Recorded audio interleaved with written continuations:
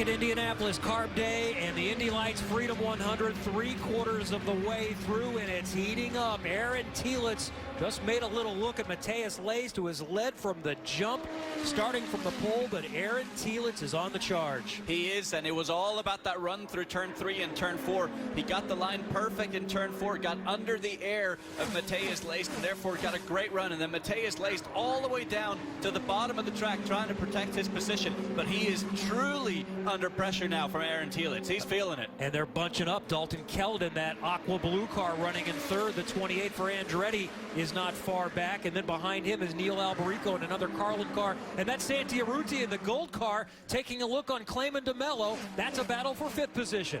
Yeah, Santi Urrutia just cannot do anything at the moment, but pay attention to Aaron Telitz as he goes through turn 2 in that Soul Red Mazda car. He gets a big push, and that washes him up really, really wide, and as Marshall mentioned during the break, that's where he loses his time. But then come up here to turn 3 and turn 4, that's where he picks up all his time. So now look at his line here as he manages to keep it so tight, and he might have a run here to come onto the front straight and draft up on the blue car of Matheus Leist. That's Anders Krohn. Marshall Pruitt from Racer Magazine is with us. I'm Kevin Lee. Ed Jones, last year's Indy Lights champ, is in the booth, a rookie in IndyCar.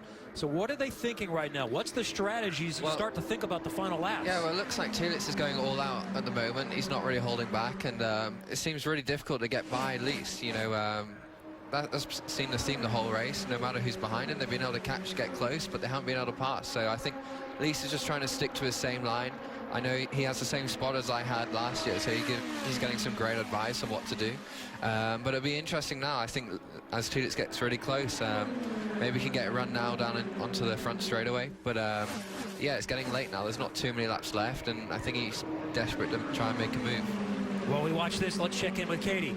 And you guys have been talking about how hard Matheus Leist has been to get around, and Aaron maybe giving him a hard time trying to get that lead. The team just came over the radio and said, we need you to go lower in 1 and 3 as you see Aaron Telitz make a pass for the lead, Kevin. Side by side, Telitz in the Soul Red car to the outside. The blue car in the low line is Leist, who has dominated this race so far. Telitz is trying to get to the front, can't quite get it done, and Leist hangs on to the lead in Indianapolis. But now Aaron Telitz needs to suck up and go up to the high side again, keep it absolutely pinned on the high side here. This could be determining the winner here. He can't quite get it done around the outside here, but I think he might be able to get it lined up through turn 4. Leist manages to maintain the advantage and then gaps it by 3 car lengths. Telitz went after it, and that's opened up the door for Dalton Keldon in third, running side by side for second down the main straightaway. Yeah, it seems when anyone gets side by side with Leist just seems to keep the momentum up and get back past them. That's the problem. Usually you slipstream and then it's easy to pull out and get ahead, but that's not happening when people are running up on Leist. And listen to the crowd reacting to Dalton Keldon getting to second around Aaron Telitz. Alberico in the blue car in 4th is lurking, and Santi Urrutia has grabbed that 5th position. Still at least 5 in play in the Freedom 100, more than 5 laps remaining. Aaron Telitz has lost all sorts of momentum, so I'm wondering if his tires have fallen off here. He looks like he's got nothing left in the bag whatsoever. Urrutia working on Alberico. Alberico goes down near the pit wall divider to defend, and Urrutia will still manage to squeak his way through on the inside. Can he make it stick side by side for 4th? And Urrutia grabs the spot. Maybe this is all planned out here for Santi Urrutia. Maybe Santi Urrutia has hung back this entire time, saving his Cooper tires on this car. He's a rocket ship on the track at the moment. From 12th to 4th, it's been a nightmare season for the driver that was a lap away from winning the championship and the Mazda Scholarship to get to IndyCar last year. Can this be the breakthrough for Santi Urrutia? Still a lot of work to do. He's running 4th. Telitz in 3rd. Keldon in 2nd. Leist, the leader. There's Keldon in that aqua blue car. 2nd place with Telitz trying to work on him once again.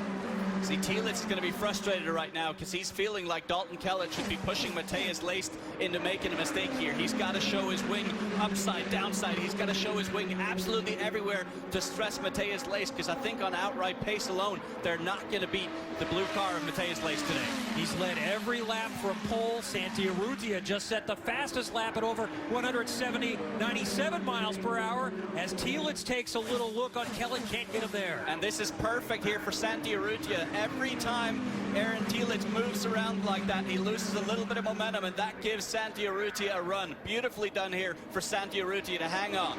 Faster that time by over 198 for Urrutia. The happiest driver in the track right now, Matheus Leist. Let everyone behind him fight, work, scrub, run their tires down. He is someone who's looking in his mirrors and thankful that faulty jousting. Contact, we think, in the back. We stay green for the moment. Ed, you saw something. There's Urrutia that slapped it. But in the corner before, it was Neil Alberico that hit the wall, and that was a big impact with the wall as well.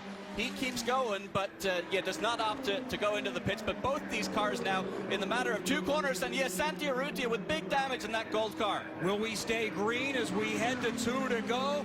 Now it is a 3-car fight up front. Telitz in third in the Soul Red car. Kellett in second in the Aqua Blue car. And up front it's Matheus Leist, who's led every lap in his first oval start ever. And at this point in time, Matheus Leist is just going to be looking down, making sure he hits every mark. Just give your opponents a little bit of dirty air in the middle of each corner. Pay attention to your mirrors. See exactly where the other cars are placing themselves. Figure out, where do I need my bars for turn 1 and turn 2? Where do I need my bars for turn 3 and turn 4? Looking great so far. Brazilians have a fantastic history at this racetrack in the Indianapolis 500. Can Matheus Leist become the latest winner at Indy? He's led every lap, but can he lead the big one? We are coming down to it. Main straightaway. 3 cars still in the mix, and the white flag in Indianapolis. Who's going to win the Freedom 100? One final chance here for Dalton Kellett to line up a run. You see him all the way down on the apron on those rumble strips. That's where the car gets oh so free and so difficult to control. But Dalton Kellett's going to just hang it out here and see what happens. Does he have enough? Telitz is not quite close enough. Kellett's got the back half of the backstretch to make a move. Leist by 3 or 4 car lengths on the north end of the track, seems to be in control. Final turns for Matheus Leist. Through 4, back on the main straight. Nobody's going to catch him. Matheus Leist dominates from pole and wins his first oval race, and it's at the most famous race course in the world. Matheus Leist has won the Freedom 100, his first win in Indy Lights. Matheus Leist and Carlin Racing, you guys have done it from being rookies to the Indianapolis Motor Speedway 2 years ago to now being winners in the Freedom 100. Boy, what a job. And while Leist wins, Aaron Telitz got the move made to finish second, getting past Dalton Kellett. Let's go back and look behind the leader. Kellett tried to defend. And a drag race to the line for second, and Telitz got him by about a quarter of a car length. And that was all because Dalton Kellett went all out on the final corner, went all the way down to the apron, lost some momentum, and then Aaron Telitz had his shot. But Matheus Leist, man, what a performance. That was a drive for Matheus Leist. Impressive. We'll hear from the winner and plenty more. We've got much more coming up from Indianapolis. The average family's below average deck. It splintered 11 paws, triggered an award-winning sigh, and inspired one incredible